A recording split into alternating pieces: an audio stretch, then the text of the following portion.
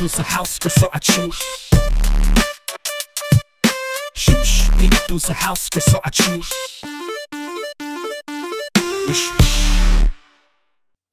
درود و عرض ادب خدمت همه یاران برنامه ششمین روز هفته 6 عصر. امیدوارم که برق داشته باشین، اینترنتتون قطع نشده باشه و دود و آلودگی مانع دیدتون نشده باشه، 4 ستون خودتون و خون زندگیتون سالم باشه و بتونین برنامه این هفته ما رو ببینید. این هفته من سام پور نعمت به همراه اعضای پرتلاش تیم کد مدیا با یک برنامه دیگه در خدمت شما یاران و همراهان گرامی هستم تا با هم یه سری بزنیم به اخبار و حوادث هفته‌ای که گذشت، تا جلوه هایی از شکوه عظمت تحقیر و خاک بر سر شدن آخوند و حکومتش رو با هم مرور کنیم.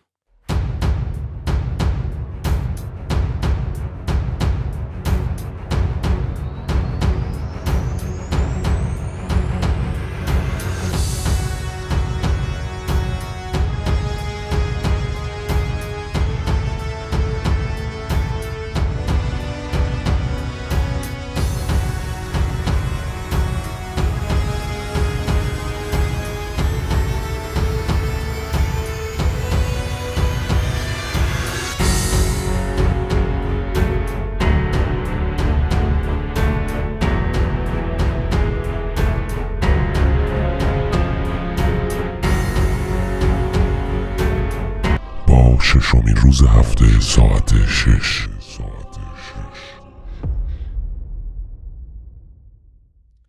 هفته گذشته با هم بخشی از عواقب سقوط حکومت 54 ساله بشار اسد و تأثیر اون روی جمهوری اسلامی رو مرور کردیم. این هفته گفتیم بهتره یه ذره اجتماعی تر باشیم، یکم از سیاست جدی فاصله بگیریم، بریم از روزمره مردم صحبت بکنیم که دیدیم به به بر هر نقطه که بنگری به همین درد مبتلاست. به لطف این حکومت خاک بر سر یه تپه نریده باقی نذاشته. عارضم خدمتون که قدیمی‌ها یه ضرب المثلی داشتن میگفتن گاو ما شیر نمیده ماشاءالله به شاشش. حالا شده حکایت جمهوری اسلامی و هرچی ارزه نداره به جاش ادعا و گندگوزی زیاد داره. هر جا هم یه ردی ازش هست، یه ریدمانی هم هست. از سیاست خارجی بگیر تا ریزترین جزئیات زندگی شهروندان. مثلا همین موضوع قطع برق که قطعاً همتون رو حسابی درگیر کرده و کفریتون کرده. همونطوری که میدونید تو هفته‌هایی که گذشت گندگوز منطقه باز شروع کرد به قطع برق شهرها بدون اطلاع رسانی قبلی و عین لات کوچه خلوت که زورش به طرف نمیرسه میره بچهای طرفو کتک میزنه. نظامم واسه خالی کردن عقده ناشی از تحقیرش در عرصه‌های مختلف شروع کرد بدون اینکه حداقل جدول خاموشی رو منتشر کنه برق مناطق مختلف رو رندوم و بدون هیچ اصول و قاعده‌ای قطع کرد. با این کار باقیات و صالحات و پروپویمونی هم از خودش درست کرده. میپرسی چطوری؟ عرض میکنم خدمتون. تصور کنی یه مرد کلاسیک ایرانی صبح از خواب پا میشه، خسته و داغون و بی‌انگیزه، میره میشینه تو دستشویی که در حین عملیات برنامه‌های فلاکتبار روزانه‌شو داره اولویت بندی میکنه که ناگهان میفهمه آب قطعه. چرا؟ چون برق رفته و در نتیجه پمپ آب و پکیج خونه کار نمیکنه، آب نیست. آقا که از مرور مصیبت‌هایی که تا شب باید تحمل بکنه به حد کافی عصبانی شده، تمام زورش رو جمع میکنه و در قالب کلمات بوغدار کل دستگاه تناسلی و تولیدات صبحگاهیش رو حواله اول تا آخر نظام از خامنه‌ای تا پایین ترین رده نظام میکنه و با هر بدبختی و فلاکتی که هست با هر چی دم دستشه میره از نظافت و منر ایمان رو به جا میاره و از دستشویی میاد بیرون. همینطوری که داره زیر لب فوش میده میره سمت بساط چایی که حداقل یه استکان چایی بخوره که دوباره یادش میاد برق نیست. یه دور دیگه هم روح زنده و مرده و همه کس و کار تمامی ارکان رو با 40 تا فوش چارواداری شاد میکنه و از در خونه میزنه بیرون. از اونجا که آسانسور هم برق نداره مجبور میشه 6 تا طبقه ساختمون رو با پله بیاد پایین و هر پله‌ای که داره میاد پایین یه بار تمام نوامیس رهبر نظام رو یاد میکنه و میاد میشینه تو ماشین که بره بانک حداقل چک امروزش رو تامین موجودی بکنه. تو مسیر بانک مجری رادیو با یه انرژی کاذب و لحن فکر داره از دستاوردهای نظام دادگستر جمهوری اسلامی سخن میگه. حالا مغز این دوست ما که آماده است تا با اولین جرقه مثل بمب منفجر بشه، یه دفعه رادیو خبر میده به دلیل آلودگی هوا و کمبود سوخت ادارات و سازمان‌های دولتی به مدت 2 روز تعطیل اعلام شده. اینجا هموطن عزیز ما با غلظت کلمات گوهربارش رو کمی بالاتر میبره و علاوه بر نوامیس مؤنث مذکر رو هم به دایره دعاگوهای این بوغداراش اضافه میکنه تا میرسه در مغازه هم که به لطف اقتصاد پویای نظام از در عقب هیچ خبری نیست. همینطوری که دوستمون داره سعی میکنه این وقفه بانکی رو توی برنامه‌اش مدیریت کنه، اینجا هم برق میره. هموطن عزیز ما که علاوه بر عصبانیت دچار سردرد شدید به خاطر استنشاق هوای آلوده به مازوت شده، متوجه میشه در برابر این همه توانمندی نظام دایره فوشش ته کشیده، عصبانیتش هم تبدیل شده به گلوله بزرگ و سنگین توی سینه‌اش که در روزهای آتی قرار کف خیابونها تبدیل به فریاد اعتراضی بشه. خب تا اینجا هم که نوامیس مؤنث و مذکر نظام حسابی از لطف دوست عزیز ما بهره‌مند شدن و هم زمینه بهره‌مندی فیزیکی این نوامیس در کف خیابان‌های ایران در هفته‌های آینده فراهم شده و فرایند تبدیل یک شهروند عادی به یک مبارز میدانی به خوبی انجام شده، یک پروسه دیگه هم آغاز میشه به عنوان فرایند فشار حداکثری. پس می‌بینید که بی‌عرضگی نظام همچنین خالی از فایده هم نیست. اما پشت این ماجرای بیبرقی و آلودگی هوا و تقریبا که الان همه مردم میدونن، حکومت هم میدونه که مردم میدونن، ولی با وقاحت و بیشرمی تمام همینجوری اصرار داره دزدی و بیکفایتی خودشو گردن مردم بندازه، رئیس جمهور بی اختیار و حلقه به گوش خامنه‌ای با پررویی تمام میگه ما بیش از سرانه اروپا و آمریکا انرژی مصرف میکنیم و پویش 2 درجه کمتر رو راه انداخته، سپرده به بوخچی‌های مجازیش هم مثل رشیدپور و گنجیشک نظام که از مردم بخوان 2 درجه دمای خونه رو بیارن پایین. آی پوزیده، نظر چیه جای این که با وقاحت مردم مقصر جلوه بدی و دست گدایی دراز کنی که 2 درجه گرمای خونه و زندگیشون رو کم کنن؟ شما بیشرفا 2 درجه از میزان دزدی و پس فطرتی و غارتتون کم کنید. البته خودمونیم، زندگی در تهران که عالیه، در حد اروپا و آمریکا، فقط یه موتور برق میخواد، به شرطی که گازوئیل لاغر پیدا بشه با یه کپسول اکسیژن. این 2 تا باشه خوبه ها. آقا خلاصه کنم، همه این داستان بیبرقی و آلودگی مال اینه که حکومت پولای مملکت رو تماما خرج نیابتیاش کرده. حالا کفگیرش خورده ته دیگ. از اون طرف هم اسرائیل در حمله چند ماه پیش بزرگترین نیروگاه کشور رو در شهر دماوند زد. حالا جمهوری اسلامی واسه تامین پول متوسل شده به چینیا، اونا هم بزرگترین مزرعه بیت کوین خاورمیانه رو تو رفسنجان زدن و برق و گاز مملکت خرج تولید برق برای مزارع بیت کوین میشه. با پولای بیت کوین هم خرج حفظ کردن امثال اسد و حوثی و غیره و اینا رو میدن. در نتیجه هم برای تامین برق شهرها نیاز شهروندان مملکت دارن همینجوری مازوت میسوزنن و 1000 جور درد و مریضی رو به جون ملت میندازن. People's a house, so I choose. People's a house, so I choose.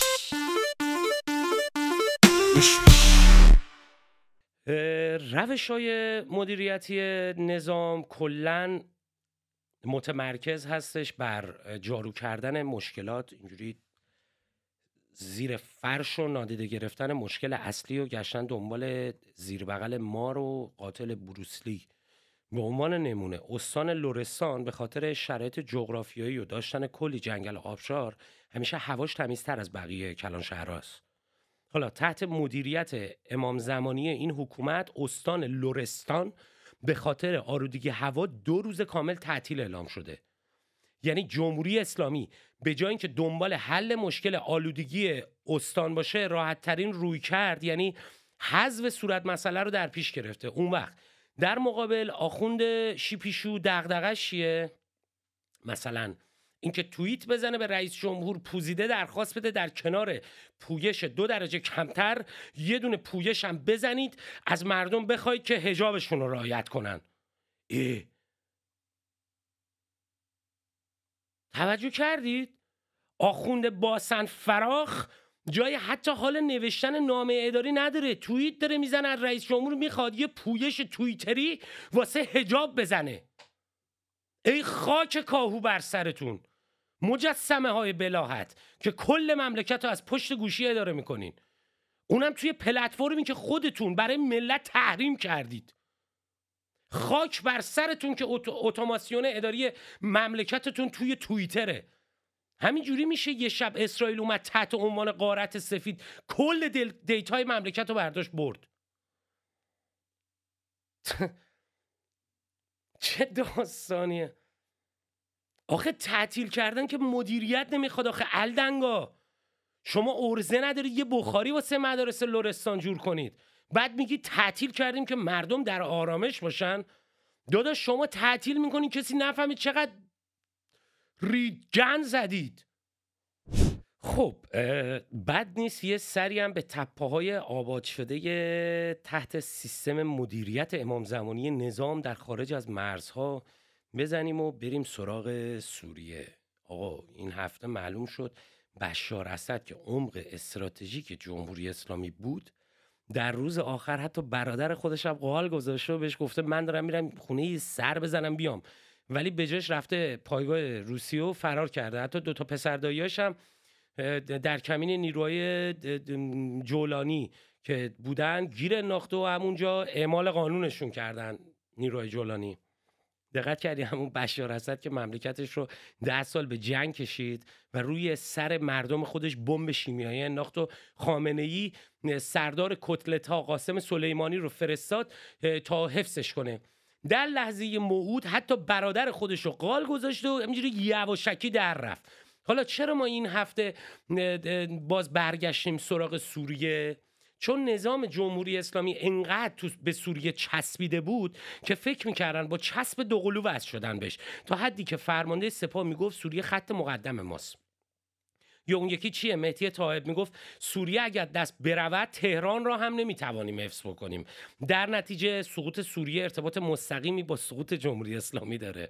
بعد از سقوط سوریه چنان شکاف و ریزشی در بین طرفداران نظام ایجاد شده که خامنه‌ای مجبور شده شخصاً به میدان بیاد و دستور بده که کسانی که توی دل مردم رو خالی میکنن رو شناسایی کنید.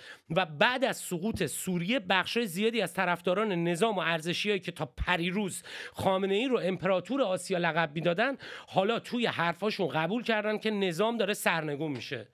بخشی از آقازاده و خانواده مسئولین هم سریعا با سرمایشون مملکت رو ترک کردن. یا یکی مثل صادق زیبا کلام، یا بهتره بگیم صادق زشت کلام، در گفتگو با سردار الله کرم رسما اعلام کرده که جمهوری اسلامی تموم شده و منتظر تشییع جنازش باید بود. آسمان سوریه و بخش زیادی از زمینش هم رسما تحت اختیار و کنترل ارتش اسرائیل قرار گرفته و دیگه اون فضای سوختگیری هم که برای جنگنده هاش نیاز داشت رو تامین کرده. خب روی زمین دیروز شهر یرموک که یکی از شهرهای کلیدی و مهم بودم به تصرف ارتش سوریه در اومد. همه اینا هم یعنی نظام جمهوری اسلامی مرده و کافیه مردم بیان بیرون. خداییش دیگه نشه متعفن اینو وردارن ببرن گورستان بریزن خاک هم بریزن روش و تمام. اما میدونی اوج حقارت اینا کجا بود؟ 2-3 سال پیش خامنه‌ای سخنرانی کرد، گفت اسرائیل تکون بخوره حیفا و تل‌آویو را با خاک یکسان میکنیم. اسرائیل 25 سال آینده را نخواهد دید. این داستانا و این حرفا و این اگر نمیدانند بدانند که اگر غلطی از اونها سر بزند جمهوری اسلامی تل‌آویو و حیفا رو با خاک یکسان خواهد کرد. انشاءالله به توفیق الهی تا 25 سال دیگه چیزی به نام رژیم صهیونیستی در منطقه وجود نخواهد داشت به فضل الهی. اما این هفته سخنرانی کرده با بغض و سرخوردگی نالیده که هم زمین رو بسته بودن هم آسمان رو. نمیدونم عراقچی چجوری رفته بود از راه زیرزمینی. این سخنرانی آقا انقدر ذلیلانه بود که حتی صدا و سیمای ملی هم حاضر نشده پخششو گردن بگیره. ما در همین شرایط دشوار هم آماده بودیم. اینجا به من آمدن گفتن که همه امکاناتی که برای سوری ها امروز لازمه ما آماده کردیم، آماده ایم که بریم. آسمان ها بسته بود، زمین بسته بود. رژیم صهیونیستی و آمریکا هم آسمان سوریه رو بستن هم راههای زمین رو بستن. امکان نداشت. آره ای من ما ببین بشار اسد مثل اون رفیقته که وسط دعوا جیم میزنه و شما رو توی منجلاب تنها میذاره. حالا اسرائیل هر هفته میاد سوریه رو بمبارون میکنه، نظامم فقط نگاه میکنه، میگه ما پیروزیم. بابا پیروزی کدومه؟ شما تو سوریه میلیاردها دلار خرج کردین، حالا بشار اسد بزنه به چاک و شما بمونید با یه مش جنازه و آوار. نه، شما توی تنها چیزی که پیروزی در باختن و گند زدن. یه بابایی از تهران زنگ زد و میگفت قبلا در این مواقع اول زینب سلیمانی میومد میگفت عمویم سید حسن نصرالله و علوبل. الان تنهایی عموهایی که احتمالاً اون عموهایی که براش مونده یه عمو جغد شاخ داره، یه دونه هم عمو جانی. وقتی هم خیلی اوضاع پس بود زن حججی یه پویش جهاد نکار را مینداخت، چه میدونم صیغه ساعتی و چند تا از این سپاهی سوری میشدن این پرنستاراشون و موضوع رو جمع میکردن با هم. اما این دفعه فرمانده لشکر بشار اسد خودشو با آرایش و لباس چادر و زنونه داشته در میرفته گرفتن روش جهاد و نکاح انجام دادن. لذا دیگه زن حججی هم جواب نیست، آقا با سیبیلا هم کار دارن. ای بابا، سقوط اسد یعنی در درجه اول نابودی تمام اون توهماتی که جمهوری اسلامی در نهایت توی اون سقوط قریب الوقوع نظام منجر بشه بهش. به همین دلیله که این زمستان رو زمستان آخر لقب دادن. خلاصه که اون هلال شیعی که میگفتن الان شده هلال بیکفایتی، نصف بیشتر هلالم با انحناش رفته تو آخوند. بله، کدوم هلال شیعی؟ آخه کدوم؟ هر روز یکی. آخه ای من ما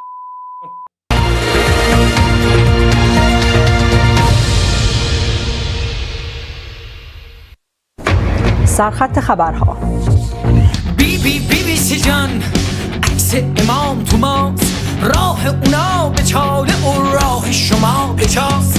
بی سی جان، ای بوق تاجری، ای تاجر خبر جعلی هم میخری. ناصر نوشتمان خون توی جوب بود، بر ما که بد گذشت واسه تو خوب بود. با تون صدا نداشت خوردیم نوش جان، تو بر جنازه ها با تیتر خود بران. خب همه اینا رو گفتیم، حالا وقتشه برسیم به فعالیت‌های صادراتی نظام. بالاخره که نمیشه از درون و بیرون مملکت بگیم، اما از این صادراتی نظام و مادرخونه نظام یعنی آیت الله BBC حرف نزنیم. همونطوری که امروزه همه ما میدونیم شبکه BBC از بانیان و حامیان نکبت 57 بوده و هست.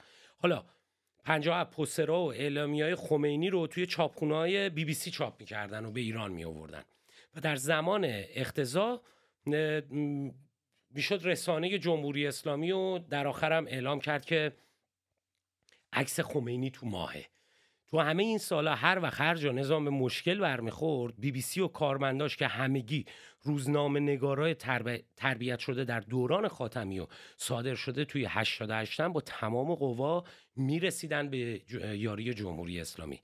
جالبه بدونین اصلا بنیانگذار بخش فارسی رادیو BBC توده‌ای فراری زمان رضا شاه بوده که این شبکه رو با اهداف تخریب حکومت رضا شاه و تقویت نیروی انگلیسی که ایران رو اشغال کرده بوده تأسیس کردن. توی هفته و ماهای اخیر که اسرائیل عملیات نظم نوین خودش رو با هدف حذف حزب الله و حماس و نیابتی‌ها استارت زده، این شبکه و کارمنداش رسما شدن رسانه جبهه مقاومت. قطعا هم همتون اون ویدیوی بغض و گریه نفیسه کونهورد رو در زمان ترکیدن حسن خرس‌الله دیدید. همچنین هم گزارش‌های جانبدارانش رو از جبهه جنگ در غزه و لبنان و اینا هم دیدید دیگه. حالا این روزا حاج خانوم نفیسه خانوم در شمایل جدیده با حجاب کامل اسلامی معتکف حریم یعنی حرم زینب و رقیه شده و با نگرانی و بغض و اشک و داره گزارشات لحظه‌ای از حال و هوای حرم میده و به قول شیعیان اینا نایب الزیاره علاقمندان به خاندان ائمه است. این آش اونقدی شور شده که توی فضای مجازی کمپین تشکر از ایشون از طرف اکانت‌های ارزشی را افتاده. تو آخرین قدم هم وبسایت فارس نیوز و کانال جماران ویدیوهای این کشزار بانوی اسلام رو با درج تشکر و پروموت فراوان پوشش کامل رسانه‌ای دارن میدن.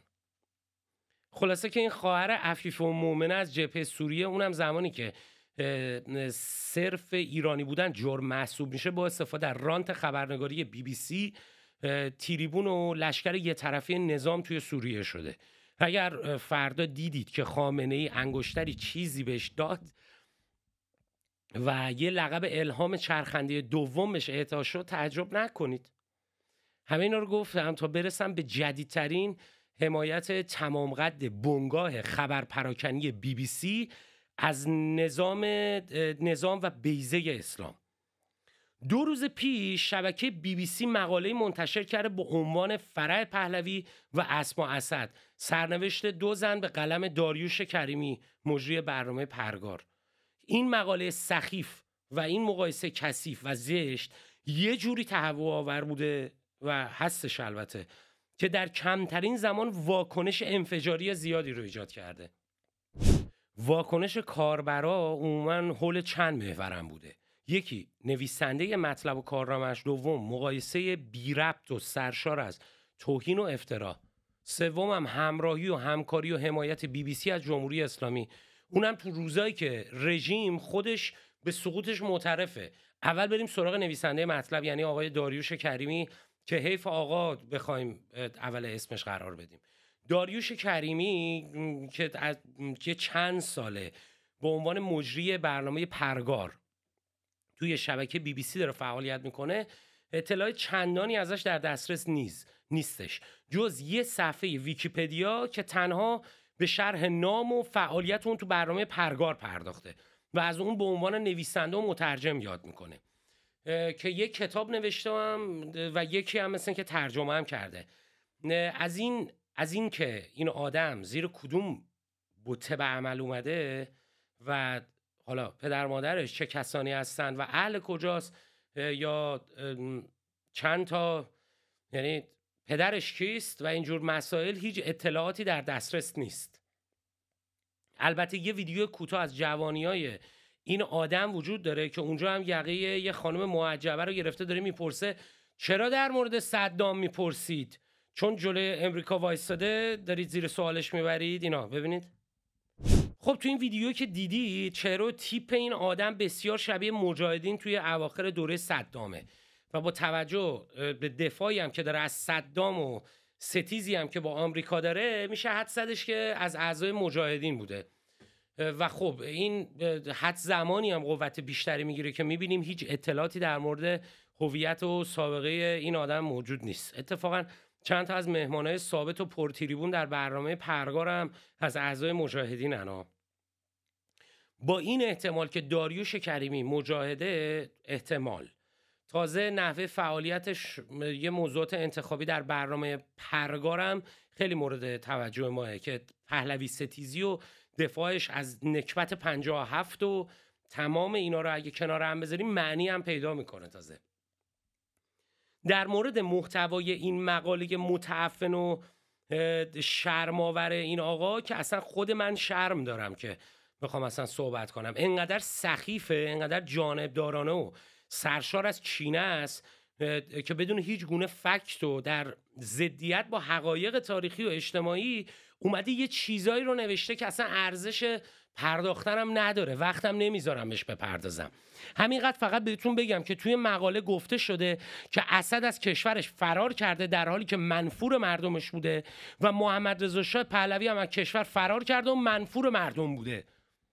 در نتیجه زن اسد و شهبانو فرح پهلوی سرنوشتشون شبیه هم دیگه است. ای خاک بدم میاد.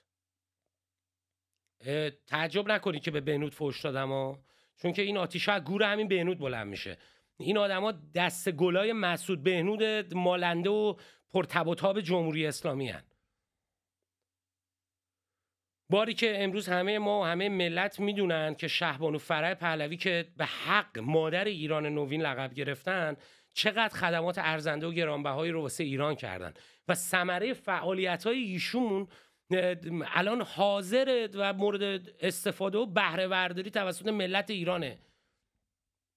تحت لوای همین رژیم ملا از تالار رودکی، موزه ها و تئاتر شهر و مجموعه هنری بگیر تا سازمان حمایت از مادران و کانون پرورش فکری کودکان و نوجوانان، همه اینا رو دستاوردهای شهبانوه که هنوز داره ازش استفاده میشه.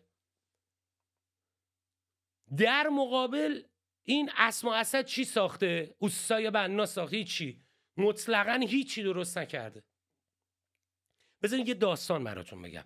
توی جنگ 8 ساله صدام حسین، یعنی همون کسی که داریوش کریمی در این ویدیویی که دیدید ازش دفاع میکنه، با بمب شیمیایی به جبهه‌ها و برخی شهرهای مرزی حمله کرده. اون زمان یه سری مجروحای شیمیایی برای مداوا به فرانسه فرستاده شدن. سهمیه ایران خیلی کم بود و جمهوری اسلامی هم حاضر نبود هزینه‌های چندانی برای مداوای این عزیزان دل بپردازه، تا اینکه یه فرد ناشناس بخشی از کمک هزینه درمانی این عزیزان رو تقبل کرده. سالها بعد یکی از همین جانبازان که بر پی این برآمد که اون شخص نیکوکار رو پیدا بکنه، پس از کلی تحقیق به یه نام رسید. 100% الان میدونین چه اسمی رو میخوام بگم، نه؟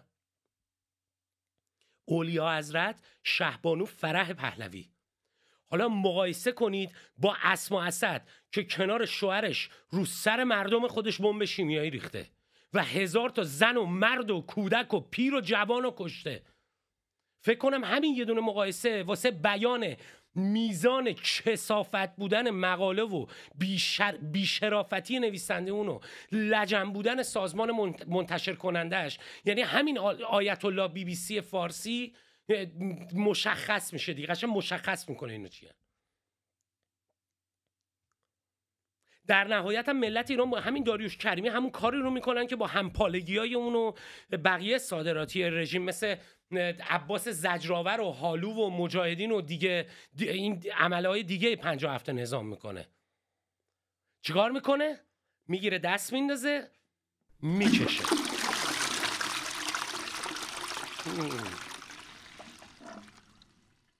آره مطمئناً به زودی این اتفاق میفته.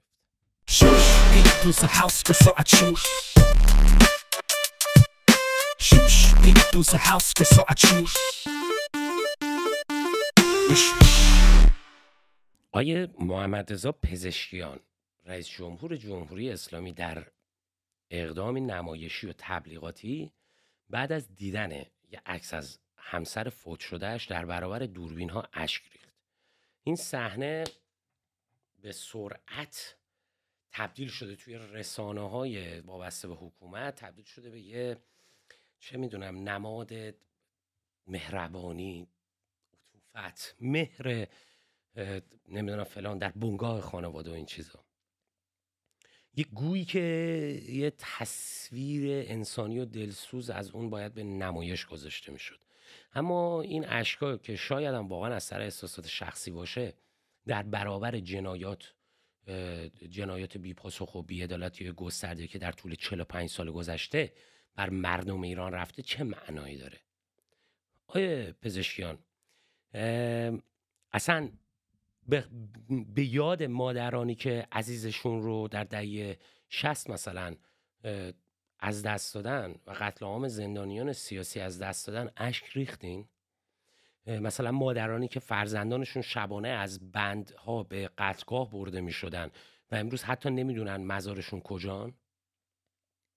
آیا به یاد اون خانوادهایی که برای پیدا کردن استخونای فرزندانشون کتک می‌خوردن و زندانی می‌شدن اشک ریختید؟ آیا پزشکان شما واسه یه عکس گریه کردید، اما آیا به یاد پدر و مادری افتادین که در سینما رکس آبادان سوختن و 400 نفر از عزیزانشون رو نظاره کردند که دارن میسوزن و هنوز عدالت تو این پرونده اجرا نشده؟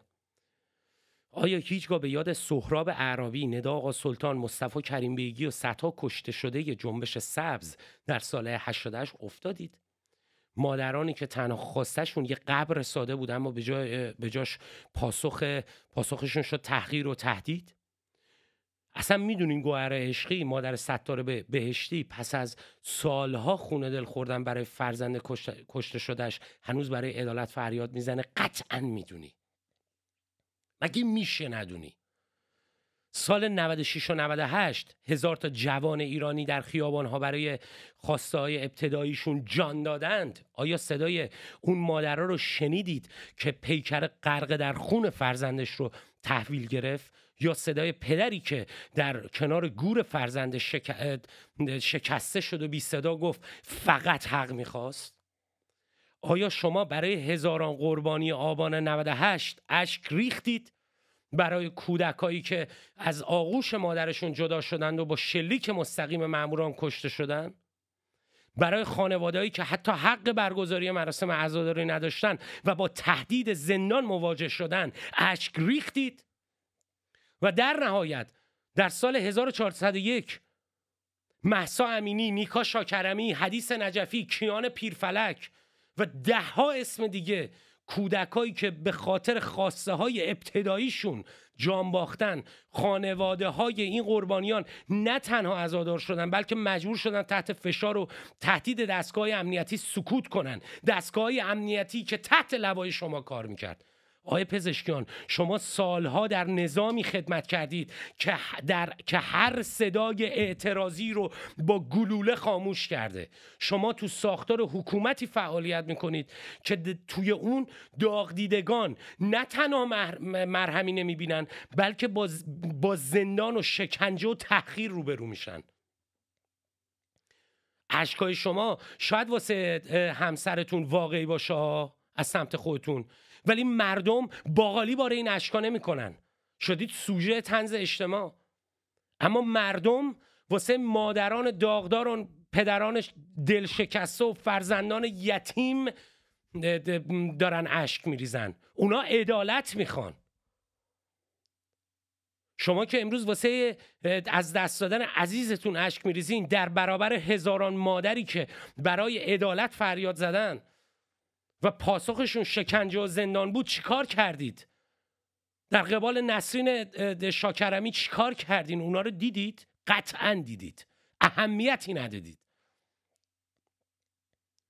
واسه شما نگه داشتن حکومت ولایی علی خامنه‌ای مهم بوده و هست، همونطوری که خودتون گفتید. برای شما هیچ مردم اهمیت خاصی نداره. مردم ایران نه اشکای نمایشی شما رو میخوان، نه وعده های بی سرانجامتون. اونها از شما و تمامی همکارای شما بیزارن. اونها فقط از شما یه چیز میخوان: پاسخگویی به جنایت 40 سال جمهوری اسلامی که باید برای هر قطره خونی که ریخته شده، هر سکوتی که کردید و هر باری که به ظلم کمک کردین پاسخ بدین. تا اون روز اشکای شما تنها نمادی از ریا و بی‌عدالتیه، چیزی که مردم ایران دیگه نمیپذیرتش، هیچ وقت دیگه اینو قبول نمیکنه. این نظام از درون پوسیده، هر هفته یک گند جدید داره میزنه و هر روز یه افتضاح تازه. ما نشستیم به امید روز بهتر و داریم به این خرابکاری‌های شما میخندیم، ولی یه روزی میاد که این خنده ها تموم میشه و یه نسل جدید بلند میشه که دیگه از این گندکاری‌ها خبری نباشه. اون روز دور نیست. این زمستان آخر رژیمه. خب با سپاس از همه شما عزیزان که تا این لحظه همراه و همگام ما بودید. مرسی از فیدبک های خوبتون، مرسی از همراهیتون. میدونید دیگه این برنامه برای شماست و میتونید در این برنامه از نوشته های خودتون برای ما بفرستید تا اون رو در برنامه انعکاس بدیم. برنامه‌ای که زبان شما خواهد بود وقتی که شما نمیتونید صحبت بکنید به هر دلیلی. تا 6مین روز هفته دیگه در ساعت 6 شما را هر جای جهان هستید به ایزد ایران میسپارم. دورتون بگردم، سوشیال مدیای ما رو فالو بکنید و برنامه‌های ما رو دنبال بکنید. مرسی ازتون. House,